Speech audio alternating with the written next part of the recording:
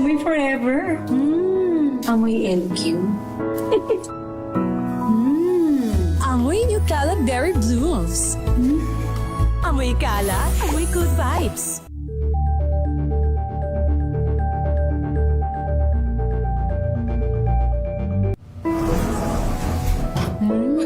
Amoy forever. Amoy LQ. Amoy Nutella Berry Blooms. Amoy kalat, amoy good vibes.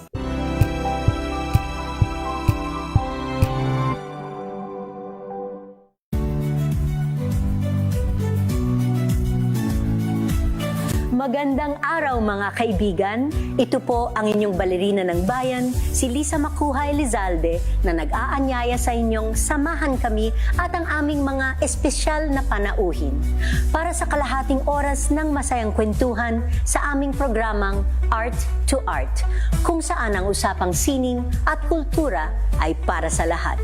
Huwag kaliligtaan, tuwing linggo, alas 3:30 ng hapon, dito lamang sa DZRH Radio, DZRH TV, at via online streaming.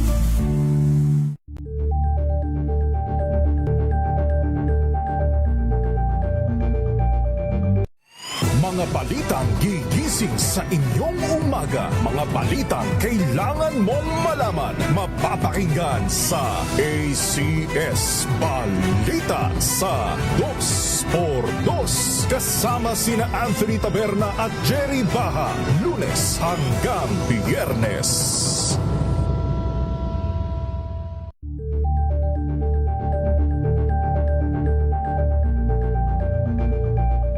Curious ka ba sa maraming bagay? Kami na ang bahala dyan. Aalamin, tutuklasin at bibigyang linaw namin ang mga katanungang bumabagabag sa inyong isipan. Sa programa kung saan ang bawat sagot ay galing lamang sa mga eksperto. Ang Expert's Opinion, tuwing linggo alas 3 ng hapon, dito lang sa DZRH TV.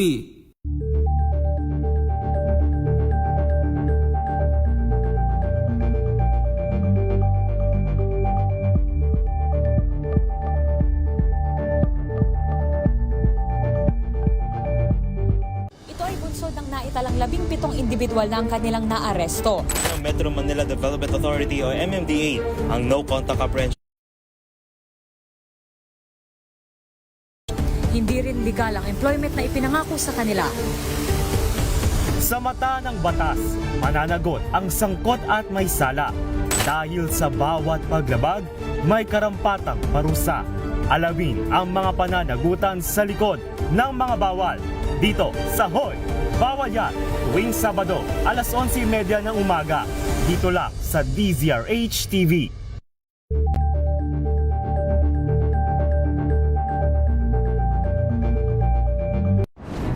Kung good vibes ang hanap mo, dito ka na sa sigurado!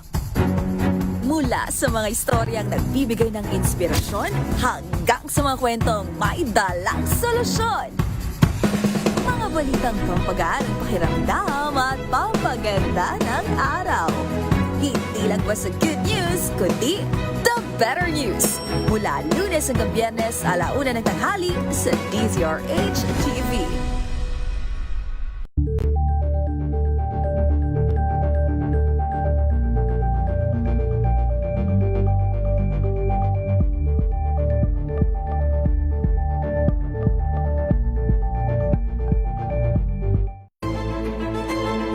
Pakikinggan ang bawat panig. When you fight for justice, think about the queer people. Kung hindi kami magkukwento, sino ang magkukwento para sa amin? Ang mga panawagan, ipababatid. Hindi talaga ito masusing pinag-aralan ng gobyerno. The women who are beaten and abused. It's time to listen to their voices. Tunghayan ang iba't ibang boses. Mga kwento mula sa iba't ibang anggulo. Dito lang sa Point of View. Mapapanood tuwing linggo, alas 12 ng tanghali, sa DZRH TV.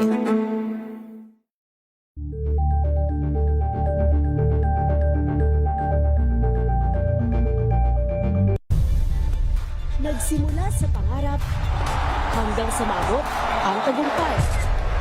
Iba't ibang kwento, iba't ibang mukha ng atletang Pilipino. Mas pinatindi, mas pinalakas, at mas pinaaksyon sa Match Point tuwing Sabado, 12:30 ng tanghali sa DZRH TV.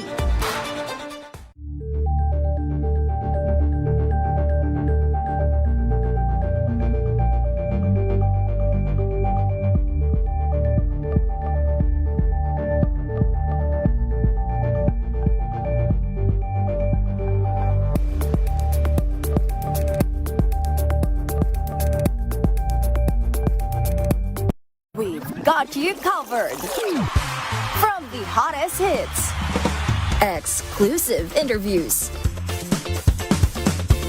kilig to the bones fan meet experience. Nakikinig sa Usapang Legal kasama si Attorney Rina Seco. Usapang Legal. Usapang Legal kasama ang panyera ng bayan, Attorney Rina Seco. Tinatalakay po natin pananagutan ng developer kung delayed ang turnover ng property o kaya naman ay hindi na ibibigay ang title ng property. No? Ano nga ba yung mga options mo? No? Kung may stipulated date of turnover, actually requirement po ito yung dapat ay naka-indicate doon sa license to sell kung kailan ang turnover. Either from the payment, yung completion ng payment ng equity or yung down payment or doon sa anong tawag doon, naka-indicate doon sa kontrata or whichever comes first. So, mahalaga po na nasusunod yung petsa na ito. Kasi kapag hindi nasunod yung petsa, in default na po, ay nagkaroon na po ng breach of contract itong seller, itong developer. Usapang Legal. Sa mga nagdaang pagkakataon po, tinalakay natin kung nagkakaroon ng default si buyer. No, ano ba yung default? Tinatawag na default ang buyer. Kapag ang buyer po ay hindi nakakabayad sa takdang oras o may laktaw, ang pagbabayad, walang maihulog o hindi na nahihulugan, meron siyang binibigay or binibigyan siya ng batas ng options, no? Kung less than 2 years ang kanyang naihuhulog, maari po siyang maghingi ng grace period na 30 days for every year ng kanyang paghuhulog. Maari din po naman na kapag lumagpas ng 2 years ang paghuhulog, entitled po siya sa refund. No? At isa rin sa mga options ay yung tinatawag na pasalo, no? This of course is, nag-a-apply po siya kung ito po ay hindi nyo na i-loan sa bangko. Ibig pong sabihin hindi siya bank financing, no? Ito po ay sa developer ninyo binabayaran kasi ang nangyayari po, kapag sa bangko kayo naguhulog at bangko na ang kakontrata ninyo, ibig sabihin contract of loan na po ito sa pagitan ninyo, ito yung tinatawag na bank financing, sa pagitan po ninyo at ng bangko. Pero yung binili ninyong yung property na fully paid na po yun. Binayaran po ni bangko para sa inyo. Ang sistema lang, doon kayo naguhulog sa bangko dahil naka-mortgage or nakasangla yung property sa bangko at yun ang ina-amortize ninyo. Usapang Legal. Ito pong mga options na binanggit ko, yung grace period, saka yung request ng refund, kung lagpas na 2 years ang naihulog na, o kaya yung pasalo. Ito po yung mga options kung ang developer po ang katransaction ninyo at hindi involved ang bank or hindi binayaran ng bangko ang property na binibili ninyo. Ibig sabihin, sa developer po kayo nagbabayad. Usapang Legal. Ngayon, kung wala po naman sa inyo ang problema, dahil let's face it, marami pong manggagancho na developer. Kaya lang talaga hindi nakakasunod, doon sa kanilang mga stipulated, ay mga promise, mga ipinangako sa inyo, kagaya ng itong bumili ng lupa, pero rollouts, Again, hindi po pinapayagan ng batas ang rollouts, Nangyayari lamang po yung semi-rollouts, kapag halimbawa po ay mga mana-mana, tapos kayo naghati na, ibenta ninyo yung share ninyo, pwede po yun, hindi kailangan ng license to sell. Usapang Legal. Pero sa mga pagkakataon po na sabi pa nga ng mga Bisaya, gipakyas kayo ng developer or naloko kayo ng developer, pinakamaganda po na dumulog agad kayo sa HSAC. Ano po yung HSAC?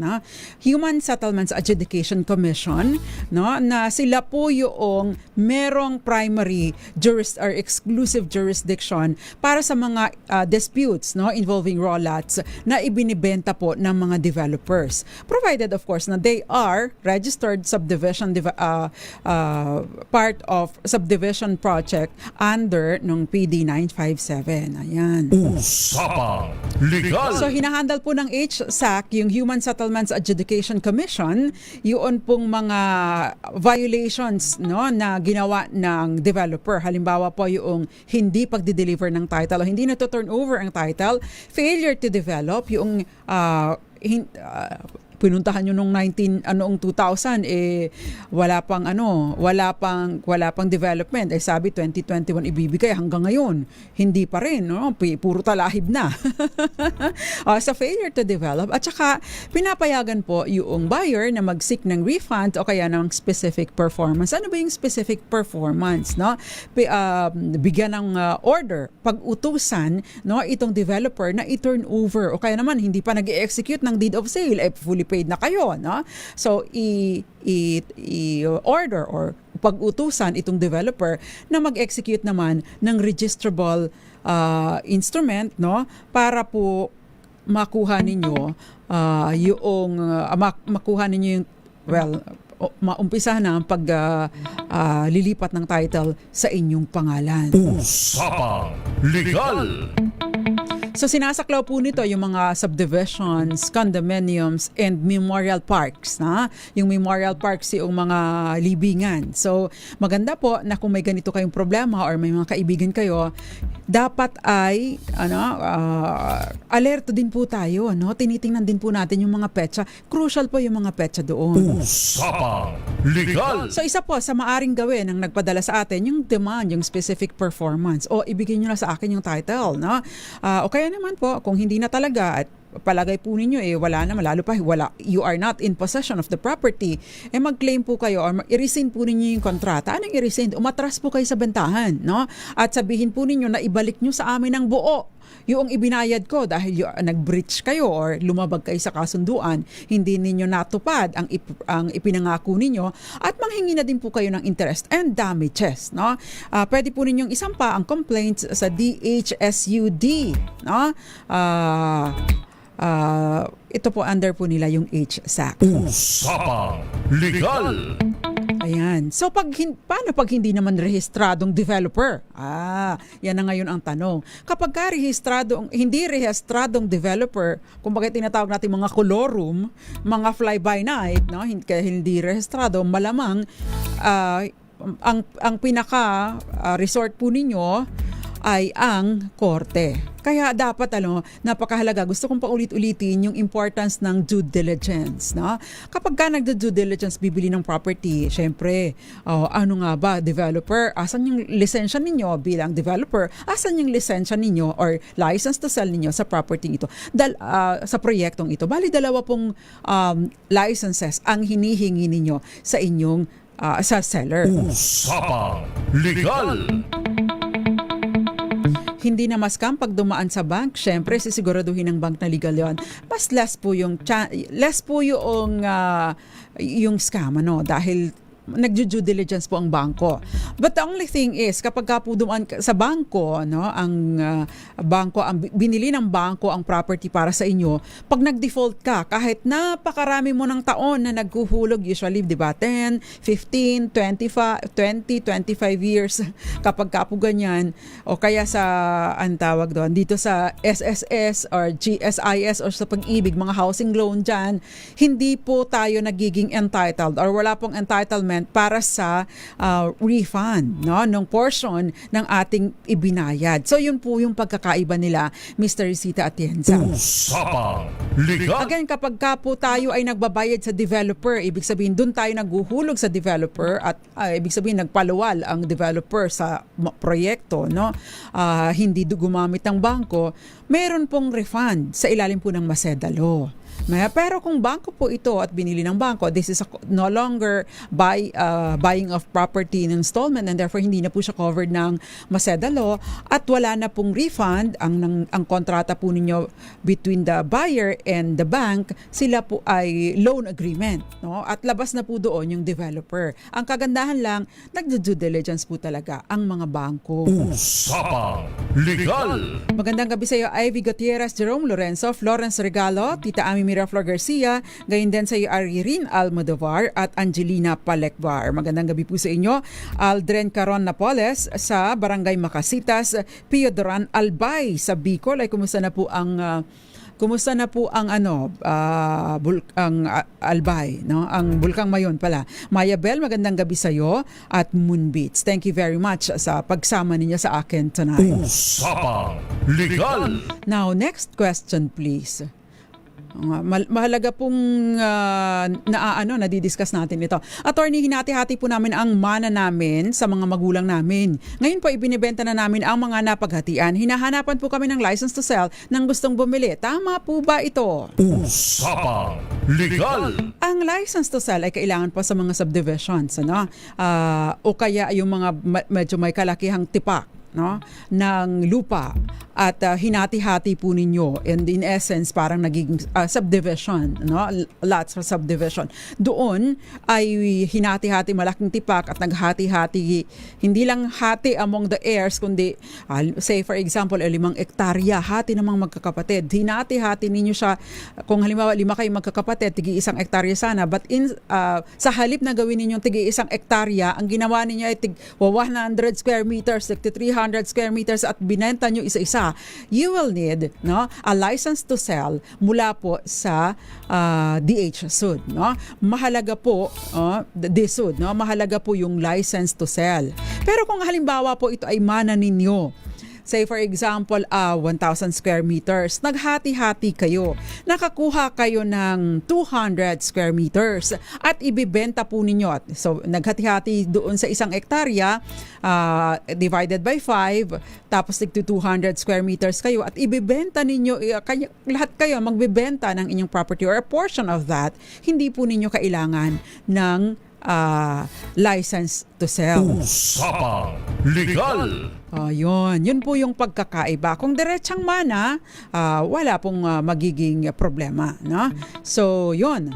Ang ano naman itong license to sell? Ang license to sell po ay yung isang dokumento na pinagkakaloob ng DH-SUD, no? Bilang patunay na nakapasa sa mga minimum standards ang plano, kasi pinapakita po ng developer ang plano, para sa proyektong ari-ariang bahay at lupa or real estate project bago ibenta sa publiko.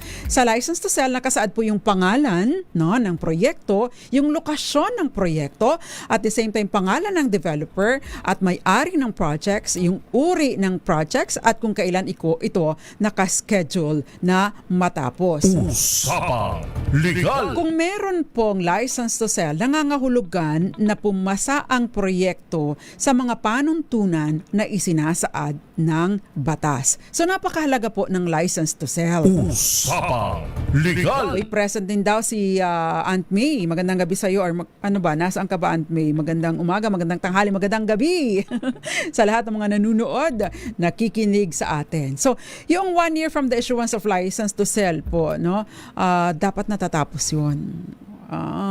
Natatapos ang proyekto or this nakaka-turnover. May mga pagkakataon po na lagpas-lagpas, na may mga pagkakataon na pinapayagan po ng DH-SUD, no, yung extension para sa turnover ng projects. Pwede naman po yun. Pero hindi po only ang extension. At kailangan din po magpakita ng valid rason or valid na dahilan itong developer kung ano ang naging dahilan, no, ng kanilang pagkaantala. Usapang Legal. Ayan, so mahalaga po alerto tayo. Tinitingnan po natin ang ating ang mga nakastipulate dun sa ating kontrata. Ayan, next question please. Ayan, sana po ay mapansin ninyo ang question ko. May paglabag po ba ang developer na walang nilagay na date of completion sa pinirmahan naming Memorandum of Agreement? Magpa-file po sana ako ng full refund.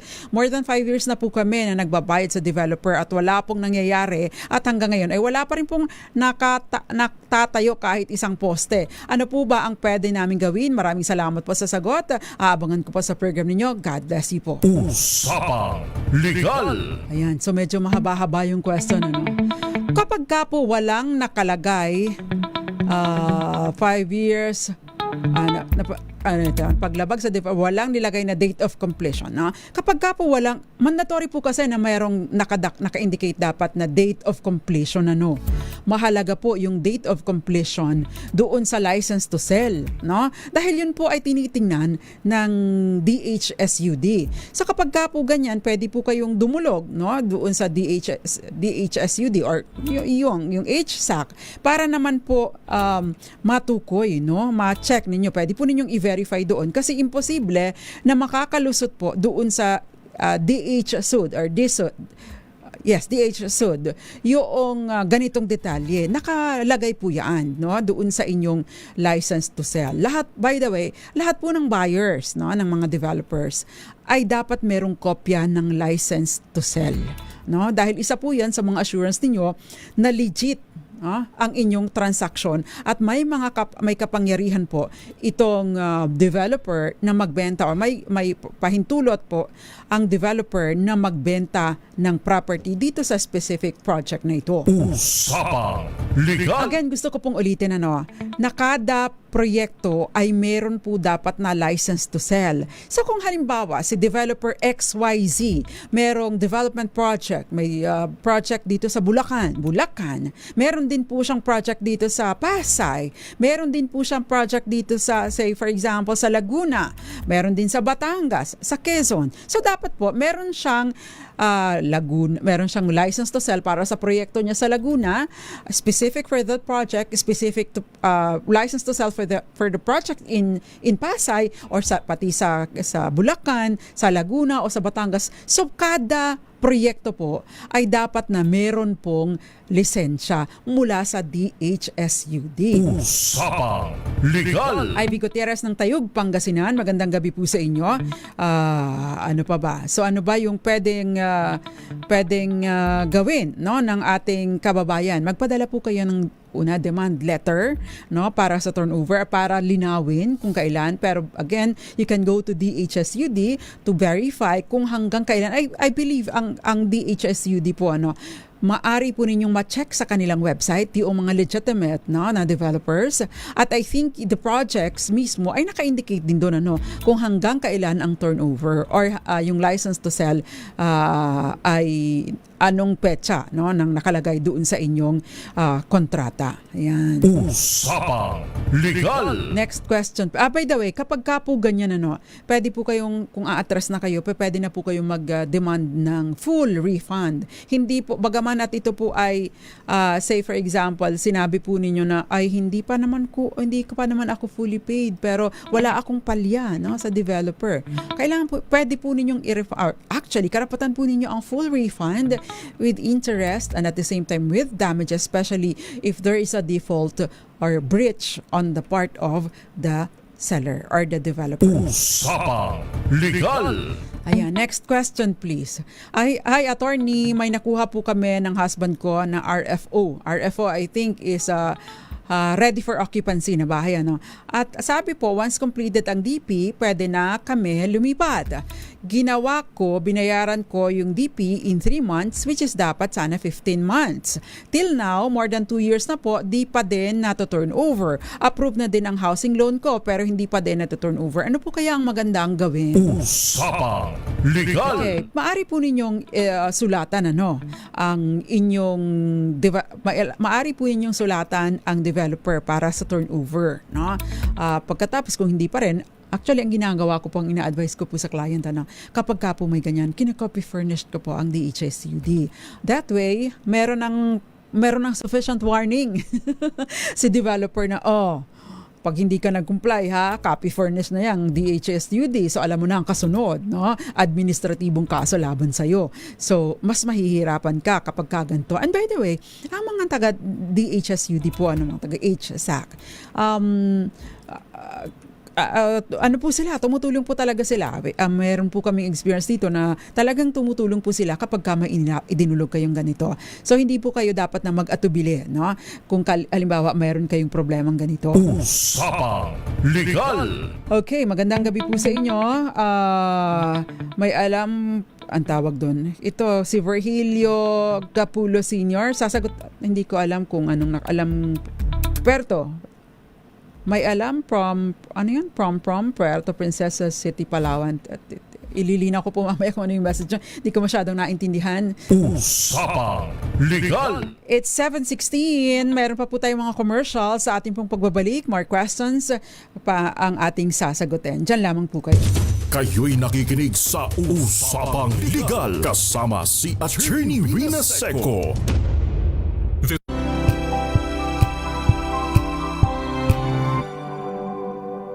Tinesting, sinuri, siniyasan. Ang resulta? Super effective ang Shield sa pagpatay ng bakterya at virus. Shield Antibacterial Soap. Believe ang mga eksperto sa Philippine Nurses Association. At si Mami. Tiwala ako sa Shield. Shield Antibacterial Soap. Napatunayang mabisa. Ang mga nurse, tiwala. ACS. Amoy forever. Amoy LQ. Amoy New Cala Berry Blooms. Amoy Cala, amoy good vibes. Sa lahat ng bagay, simula pa lang, siguraduhing max protection na. Kasi pag kulang ang proteksyon, baka madaling masira. Sa ngipin, dapat may max protection din. Max sa alaga ng Unique Toothpaste. With Max Protect Formula, help stop cavities before they start, while keeping breath fresh. Try Unique Maximum Fluoride Protection para max alaga, max protektado. ACS. Amoy forever. Amoy LQ. Amoy New Cala Berry Blooms. Amoy Cala, amoy good vibes.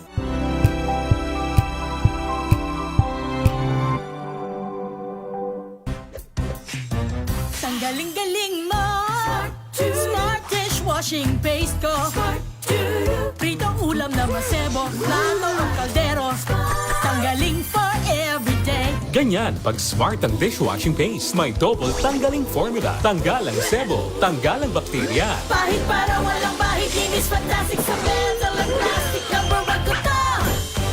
Tanggaling-galing mo, Smart dishwashing paste. ACS.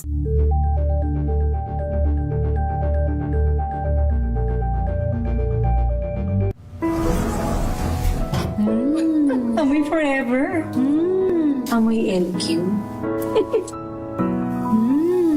Amoy New Cala Berry Blooms. Amoy Cala, amoy good vibes.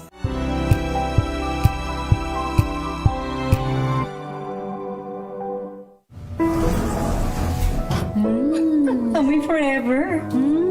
Amoy LQ. Amoy New Cala Berry Blooms. Amoy Cala, amoy good vibes. May nagbago. May arte. May budget. Akala nyo lang yon. So solid. White Rose Papaya, wow, White Rose. White Rose Papaya, wow, White Rose. White Rose Papaya. May glow up with a White Rose Papaya. White Rose Papaya. May puti power times 2 kasi may papaya at niacinamide. May shea butter and tea tree oil pa. Kutis sulit ang glow up. Rose Papaya. Kutis sulit ang glow up. ACS. Wow, ang saya. Isang barangay na labada, puro mancha pa. Goodbye, pahinga. Mommy, isang laba lang yan sa Pride Bar Blue. May powerful stain-away enzymes na malupit sa dunit mancha. At di masakit sa kamay. Isang laba lang yan. Hello, pahinga.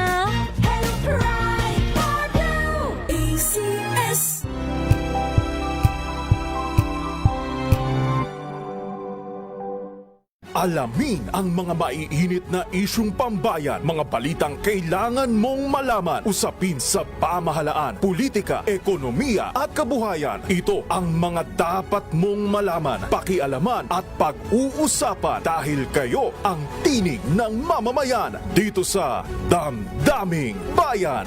Live sa DZRH Radio, DZRH TV at DZRH Digital. Kasama sina Lakay, Deo Macalma at Elaine Apit. Araw-araw, Lunes hanggang Biyernes. Damdaming Bayan.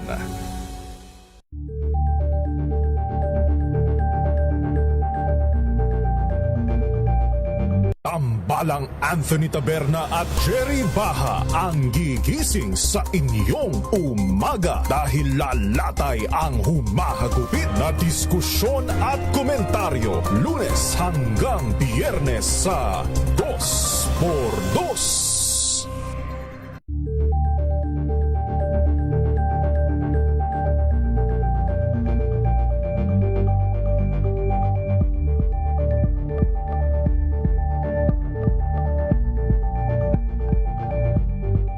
Maagang balitaan, maagang usapan sa mga issue at balita. Kasama si Kuya Angelo Palmones sa Magandang Umaga Pilipinas. Mula Lunes hanggang Biyernes.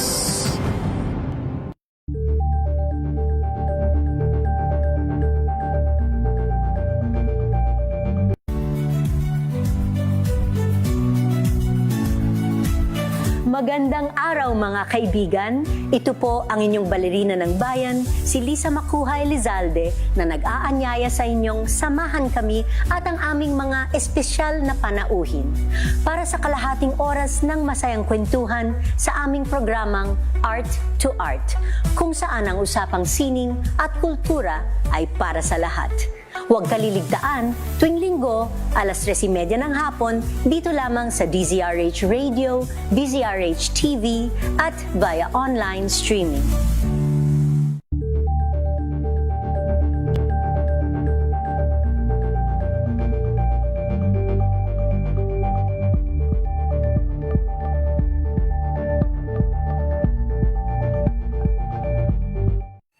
Mga balitang gigising sa inyong umaga. Mga balitang kailangan mong malaman. Mapapakinggan sa ACS Balita sa 2x2. Kasama sina Anthony Taberna at Jerry Baha. Lunes hanggang Biyernes.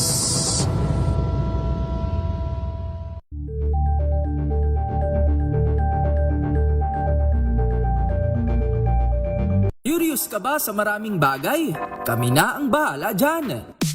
Aalamin, tutuklasin at bibigyang linaw namin ang mga katanungang bumabag. Ikinig sa Usapang Legal kasama si Attorney Rina Seco. Usapang Legal.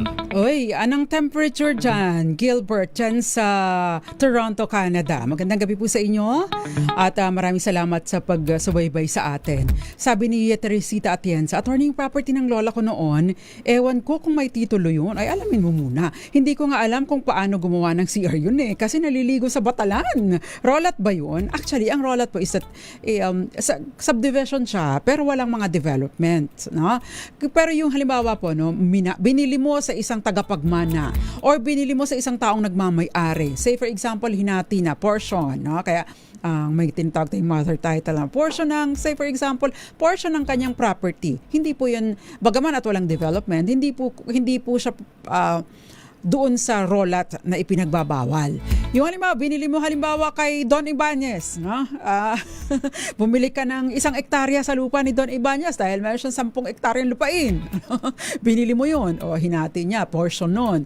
Meron pang isang bumili sa kanya, isa pang tipak ng lupa. Hindi po yun maitutuling na subdivision na nire-require ng license to sell. Ayun yung mga exempted transaction. Usapang Legal. Pero kung halimbawa, yung 10 hektarya ni Don Ibanez, hinati-hati niya, tigta 300 100 or 200 square meters. Aba, ang dami nun, ano? Yung isang hektarya is 10,000, no? 10,000 square meters. Hinati niya into 200. Yun, kailangan na niya ng license to sell mula doon sa DHSUD. But I don't think na mabibigyan siya ng license to sell kung wala siyang mga development. Ano ba yun? Siyempre, yung road network, pakuryente, patubig, papark, ayan, yung sewage system. So, may mga requirements po ang batas, no, para doon sa mga developer, no, yung nagbibenta ng subdivision. Usapang Legal. Magandang gabi sa Puerto Princesa, Palawan. Lalong-lalo na kay Virgilio Sonico Gapulaw Sr. Maraming salamat po sa pagtutok sa atin. Usapang Legal. At maraming iba pa. Si Gael, maraming nagbibenta rolat sa marketplace. Mag-ingat kayo, porket mura, wag porket mura ay sunggab agad. Tama ka dan, Miss Gael. Usapang Legal. Kasi may kakilala po ako, na bumili actually magkaka-opisina sila, bumili sila ng rolat dahil dyan sa Marine Taguig, tigsi 60,000 pesos lang daw, no? Ilang square meters, no? Binili ito pa, 90s pa hanggang ngayon, no? Wala pa rin. Hindi pa rin nabibigyan hindi pa rin nabibigay sa kanila yung titulo. Kasi hindi nila ito po yung problema kapag rolats. Dahil walang license to sell, hindi po nila ito mapaprocess para sa individual titling. Dahil nga kailangan po nila ng mga permits for this or mga lisensya for this. And since hindi sila makakomply dahil nga wala silang license to sell, hindi po mapatitituluhan, no, sa yung property. Mahirap magbiak-biak ng property at magkaroon ng tig-iisang titulo sa pangalan ng mga buyers. Usapang Legal. Kaya po yung nauso dyan sa Rizal, no, may kaibigan ako, kaklase ko ng college, no, itago na lang natin sa pangalang Miss Answer. Ayan, classmate, ang doon yung classmate ko ng college, no? Bumili siya ng property, siya ba or yung kaibigan niya, ganun din, hindi mabigyan ng title because mura lang, ay natukso. Ay yun ang problema natin ngayon. Usapang Legal. Paano po kung nakabayad na kami ng down payment pero hindi pa daw po approve ng bangko ang financing application? Ayan ang problema ngayon, no? If the buyer pays a down payment pero hindi siya fails to secure a bank loan, pwede po nilang i-cancel ang kontrata and potentially receive a refund under the Maceda law, or maari pong invoke yung financing contingency clause kung meron po doon sa kontrata. Kung halimbawa po hindi umabot ng 2 taon ang kanilang paghuhulog, ang only recourse po nila is manghingi ng palugit, no, para dagdagan yung bayad. Lumagpas ng 2 taon, no? Dahil kapag naka-2 taon, di ba? Pwede ka na makakuha ng 50% of your payment, di ba? Tapos additional na after 5 years, additional na kada taon meron na hulog, meron kayong makukuhang refund, no? So yun yung computation up to 90%, no, ng total payment. Usapang Legal.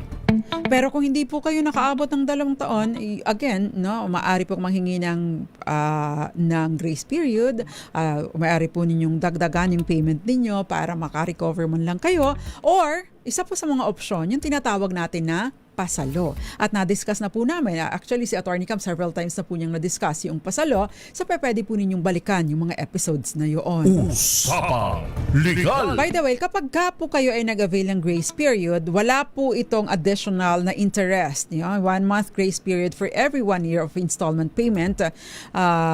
You may, however, exercise this right once in 5 years lang, no? Hindi pa pwedeng kada taon ay merong ganoon. Ayan. So, meron pa tayong questions RHTV. Okay, attorney, paano po kung nakabayad na kami ng down payment pero hindi daw po na-approve? Okay, yan po yung tinanong na natin earlier. So, nasagot na natin yan. Again, i-avail po ninyo yung grace period o kung hindi man, ipasalo po ninyo. Ayan. Saan po ba irereklamo ang developer na nagpaasa sa akin ng halos 2 taon po? Tapos isa pang problema, matagal nila ibalik ang reservation ko.